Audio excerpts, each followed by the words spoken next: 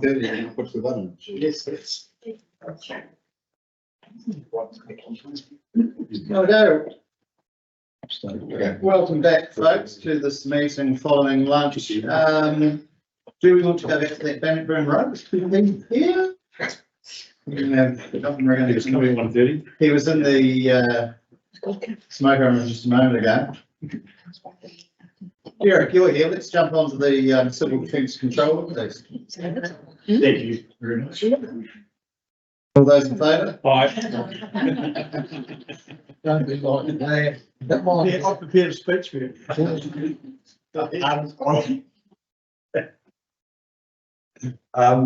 What we are just proposing in this paper is that Gareth Robinson be nominated as the or recommended as the third controller for the Central Otago District Council.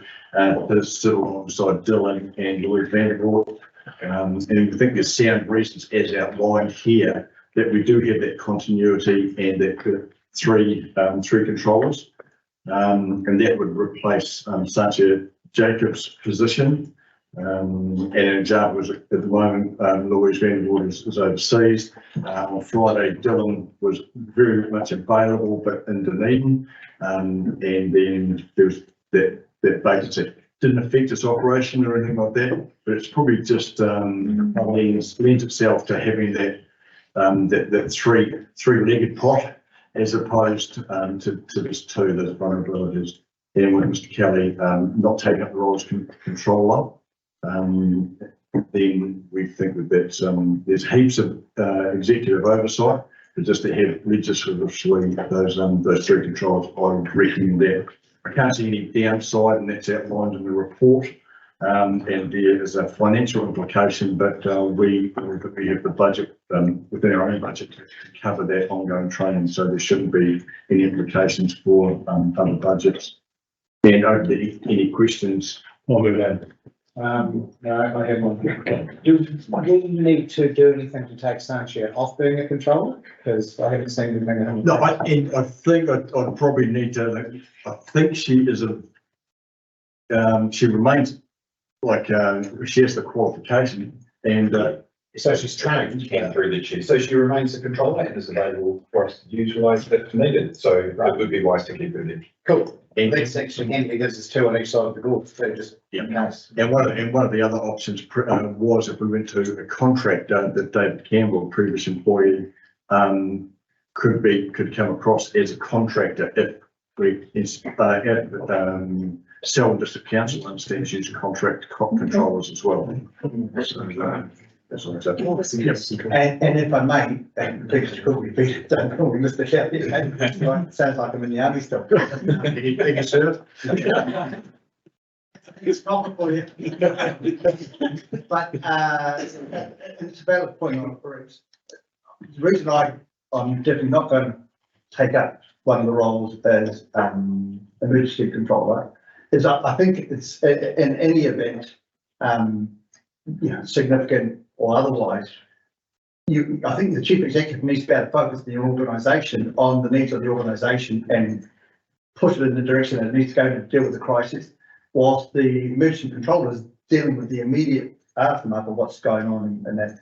And typically, up and down the country, I think it's sometimes the chief executive gets too immersed in the crisis, and there's no one really standing back to be able to pushing forward the rest of the organisation and the other external agencies in the right direction, whilst the individual who's running the particular emergency is dealing with it here and now. So that's the reason. Not. And I support that, given being in Queenstown on sort of Friday and Friday, as business as usual still continues. So it may be a small or a large part of what was happening, but business does continue on. So it does allow for the controllers to take that and own that area. Yeah, no, I'm sorry to agree with that. So Neil moved that, I'll second it. All right. All those in favour? Against, carried. Thank you, Derek. Right, QP, back to this legal road in Bannockburn. Page 360, councillors. Actually, Sure. 23.9 legal formation legal road Bannockburn, and Forums QP, thank you, sir. So we've had a request from a developer to form an unformed legal road off Hawksburn Road in Bannockburn. So the background to it, the process to form an unformed legal road is described within section 9 of the council's roading policy, which was attached to this appendice. This details the process and the delegations for approving the forming of an unformed legal road corridor for the two possible situations. Delegated authorities provided to the roading manager to provide consent to form an unformed legal road when all the affected and interested parties are in agreement. And secondly, delegated authorities provided to council to consider applications to provide public access or form an unformed legal road where the parties are not in agreement. And all parties will have equal opportunity to address the council. So obviously the reason why we're presenting this paper today is because there has been some opposition to the formation of this legal road from an adjoining landowner. Background to that land grading on behalf of the AJ and JS Hamilton Family Trust had through the joint landowner's lawyer had approached them 4 times for a reason for their objection. That was no further information was forthcoming. We have documentation of those emails requesting that information. So on that basis, we are recommending that council receives the report and accepts the level of significance, and B, approves the request to form an unformed legal road to provide property access for the applicant with a number of conditions. The road be formed to the relevant right-of-way subdivision standard, that the road survey to ensure the construction occurs with the legal alignment, that the survey and road construction are undertaken at no cost to council. The applicant is responsible for maintaining the road in the future to a safe standard, and if council does not believe the condition of the road is safe and the applicant does not remedy this, then the council may undertake work to make the road safer and recover the cost from the applicant. The applicant acknowledge that they are aware the council does not accept any responsibility for future maintenance costs. They should not locate any improvements on the road without prior consent of council. They should not impede others from using the road. All costs associated with fencing and cattle stocks will also be the responsibility of the applicant if required. As the existing track from Hawksburn Road is not maintained by council, all associated to provide suitable access to form the section of unformed legal road will be the responsibility of the applicant. And finally, the applicant will complete an archaeological assessment of the affected area prior to any construction commencing.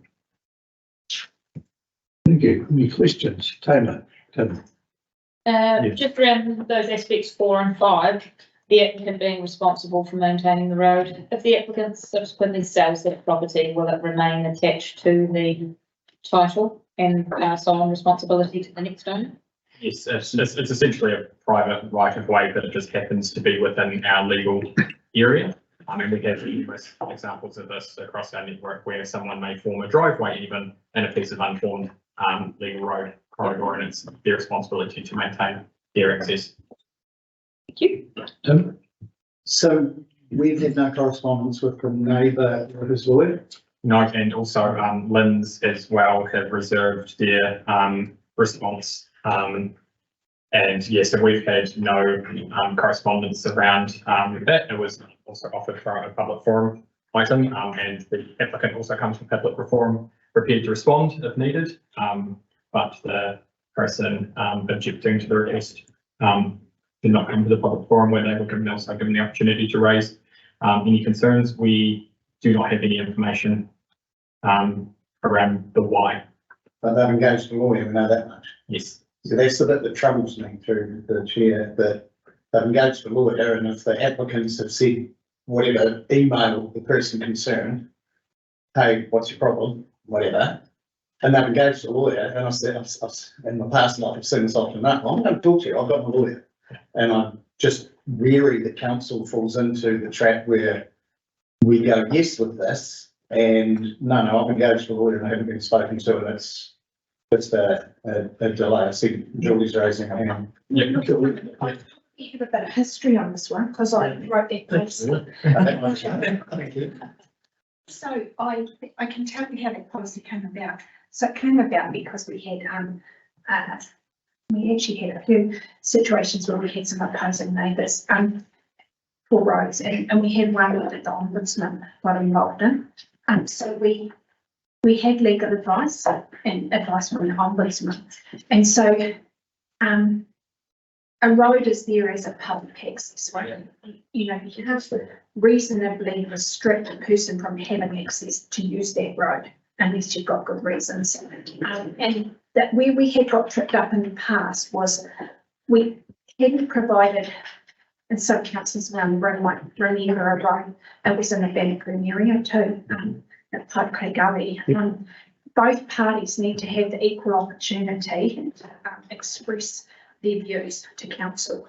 And where we kind of got tripped up last time was it was perceived that one party had an opportunity than the other party. So that's why the policy is written the way it is. Council can't reasonably withhold their consent to if the person's asking if it's a reasonable request, but you need to take into consideration all the parties and provide the parties an equal opportunity to give their views for your consideration, then you are legally robust with the legal advice we had at that time. Which is what started my question, was knowing that have we given the neighbour a reasonable opportunity?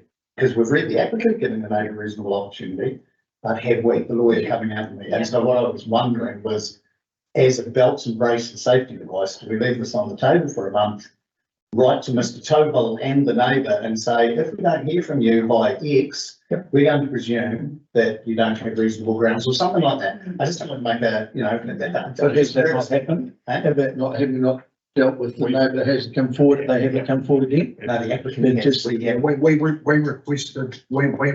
from the applicant, The correspondence they've had in trying to get a resolution from that as we opposed to. haven't given the neighbour any opportunity. Correct. And that's, I just think maybe that belts and braces approach. I take your advice, but I think that that's the safety. And that's the big advice the lawyer gave us last time, is that we have to be the person who's liaising. Yeah. But if they choose not to engage with us, then leave on the resource consent that's been granted, all of this would have been canvassed in that as well. Yes. And we approve the resource consent. Yes, it is an approved resource consent place, right? yeah. So effective parties have already been They've consulted. had that opportunity to their RMA process. And they are coming to us now as part of the engineering approval process to get all the tips and everything about that in terms of actually starting to construct and form this. But I do understand that approach, and The prejudice of 4 weeks is surely doesn't affect the applicant. How long's the application been? Because they started doing work to the road. Well, the application of the resource consent a long time ago, isn't it? But if they were through the resource consent process, an affected party was the neighbour and they were notified during that process, then that might actually negate. Yeah. notified consent. You got to look at our policy. Sorry, unless it was a non-notified consent. But we're starting to cross the lanes here, because if our policy says that we have to give that neighbour, not the applicants, have to give that neighbour reasonable opportunity to say, well, he's got a beef, and we haven't done that, But I'm then I saying, think we need to do I'm it. saying if we've notified the consent, Under the resource consent, we did that. But this is under our roading policy. So we'd be relying on our resource consent policy to tick a box in our roading policy that we haven't even drawn. And Lee's nodding while you were shaking your head. opportunity is opportunity. Hold on. To the chair, is that we have to be careful that we don't conflate the two matters. We have to ensure that we follow due process with the separate issues. My question remains, did they get notification through the? I can't answer. Yeah, that's what's going towards saying where we're at. I don't agree with you, but I think it's irrelevant. You don't have to. We can't, Yeah. we can't answer. So We're happy to, That's not neighbour's job. So part of when it comes back, I'd like to know whether they were involved in that process as well. For sure. Just goes to the belts and braces approach. Oh, for sure. But look, I think if it doesn't come back to us at the next meeting, then we've ticked the box that needs to be ticked under our policy. If they, what they've said, you might ask the question why it wasn't raised, but that's a whole other kettle of fish. We'll write to, put a date to enable us to get this on the next agenda for a response from that lawyer.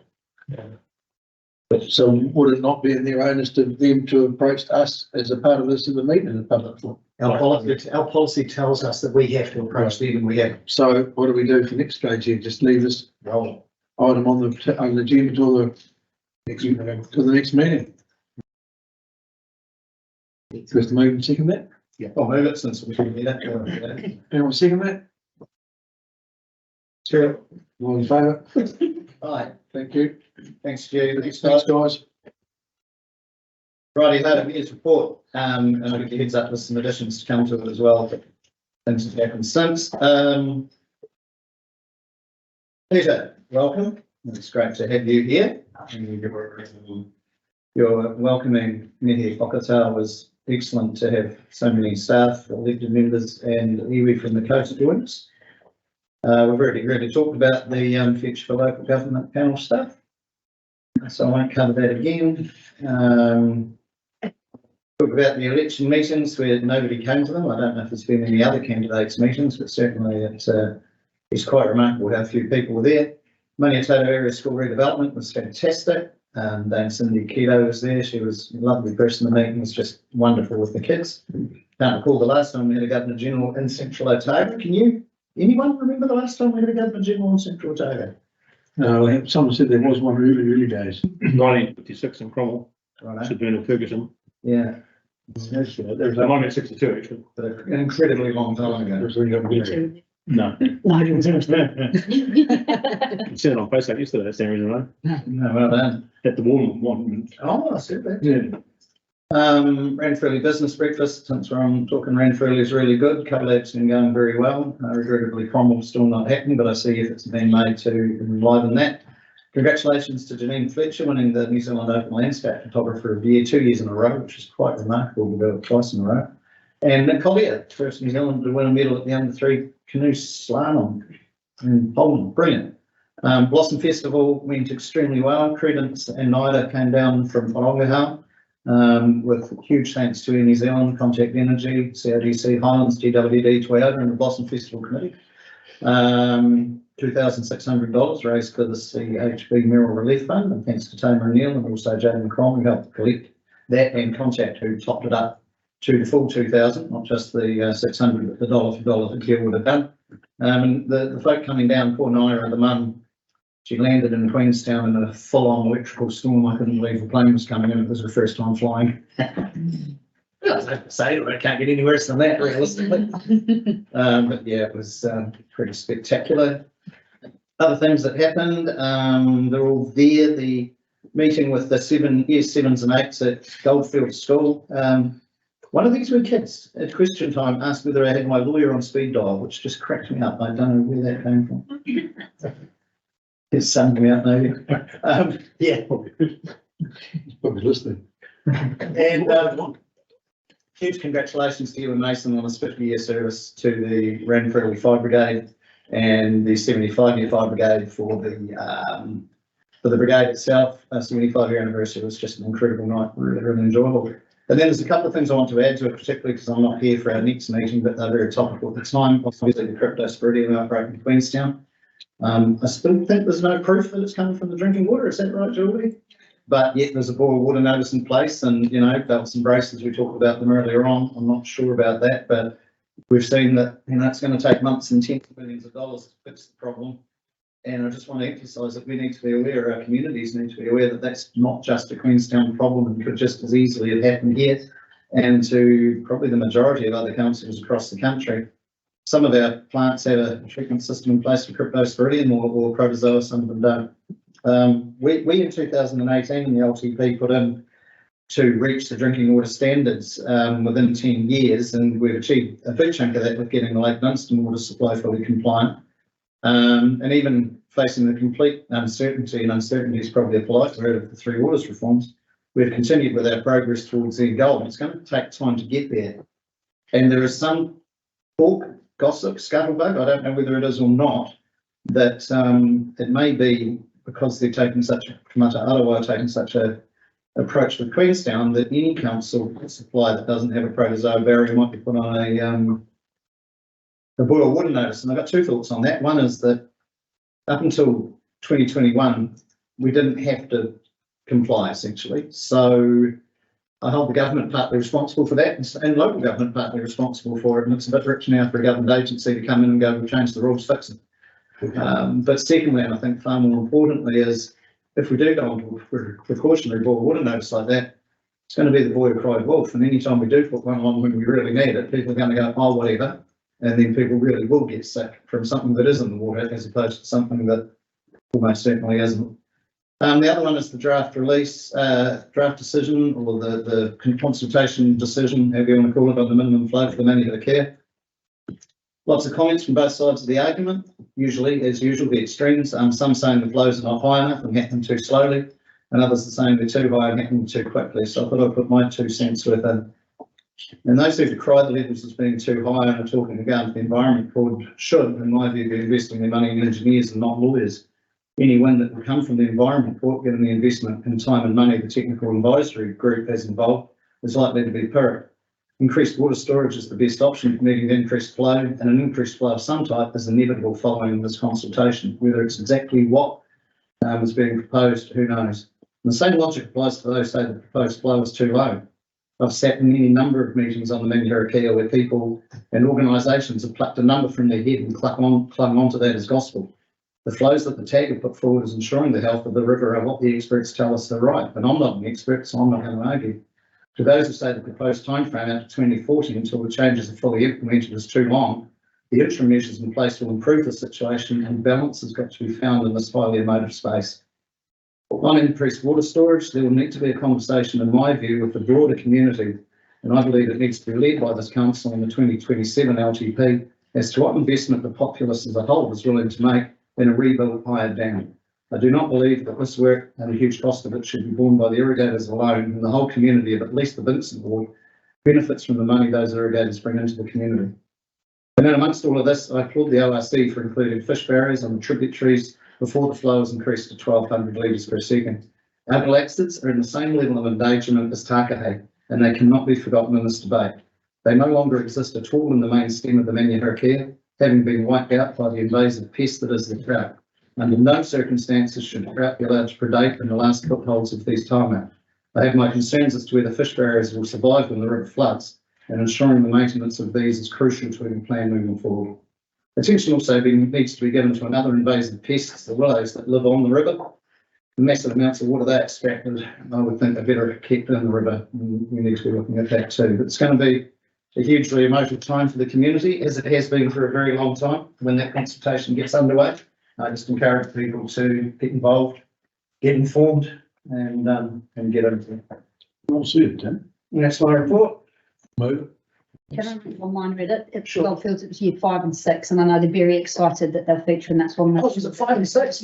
Yeah, we're only at primaries up to year 6 at Goldie, so it was the top 2 years.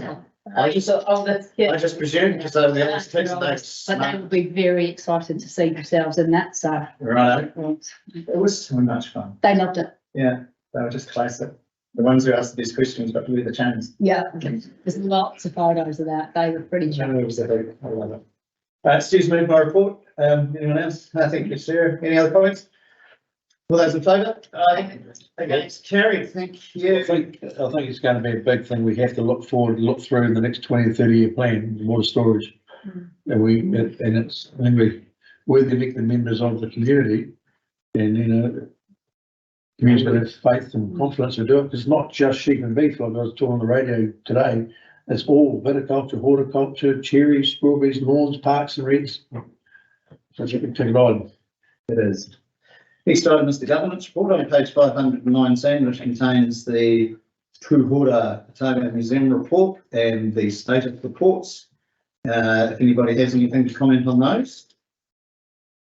No, in that case I'll move them, and Dane will second them. All those in favour?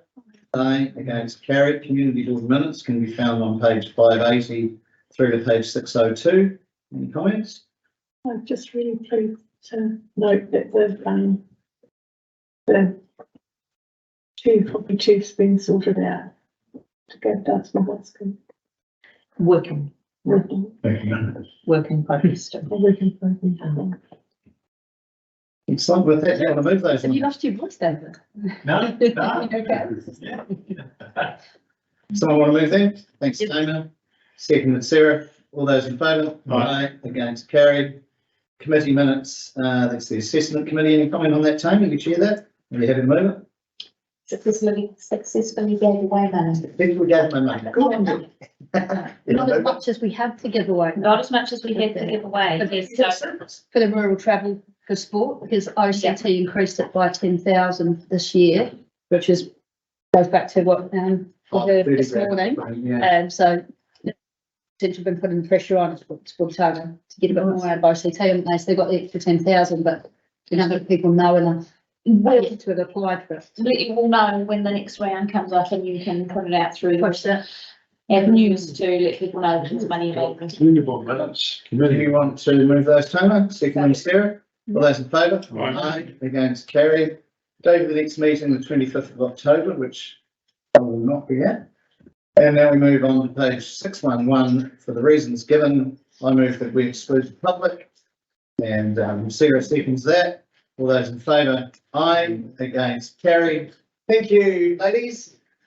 Have a good rest of your day. Just remember that public